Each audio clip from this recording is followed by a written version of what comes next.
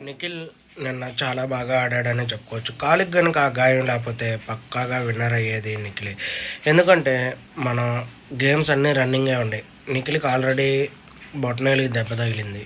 పరిగెత్తడం చాలా కష్టం. అయినా కూడా మ్యాక్సిమం ఫస్ట్ టాస్క్‌లో 4 వరుసగా చెప్పాడు. వరుసగా అంటే టాప్‌లో నిఖిల్ చెప్పాడు. తర్వాత అవినాష్ ఉన్నాడు, తర్వాత రోహిణి, తర్వాత టేస్టీ తేజ ఇక్కడ కూడా సరిగ్గా ఆడలేదని చెప్పుకోవచ్చు. కంటెండర్‌గా తీసుకొని అదైతే చాలా పెద్ద మిస్టేక్ చేశారు వాళ్ళు. గౌతమ్‌కి కానీ అక్కడ పృథ్వీ వీళ్ళిద్దరికీ ఛాన్స్ ఇచ్చుంటే బాగుండు అనిపించింది. ఆ తర్వాత జరిగిన దాని టాస్క్‌లో ఫస్ట్ అయితే నిఖిలే వచ్చాడు, కానీ గౌ అవినాష్ కొంచెం బాగా ఆడాడు. అక్కడ టికెట్ టు ఫినాలే విన్నర్ అయ్యాడు.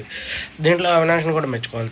చాలా బాగా ఆడాడు కాబట్టే టికెట్ టు ఫినాలే గెలుచుకున్నాడు. లాస్ట్ మిస్టేక్ అంతే 1%లో నిఖిల్ మిస్ అయ్యాడు, అది మాత్రం నిజం. కానీ నిఖిల్‌కి గనక ఆ కాలికి ఇంజ్యూరీ లేకపోతే ఇంకొంచెం ఫాస్ట్‌గా ఆడేవాడు అని నాకు అనిపించింది. మీలో ఎంతమందికి అలా అనిపించిందో కామెంట్లో మెసేజ్ చేయండి. అలాగే మన ఛానల్ని లైక్ చేయండి, షేర్ చేయండి, సబ్స్క్రైబ్ చేయండి.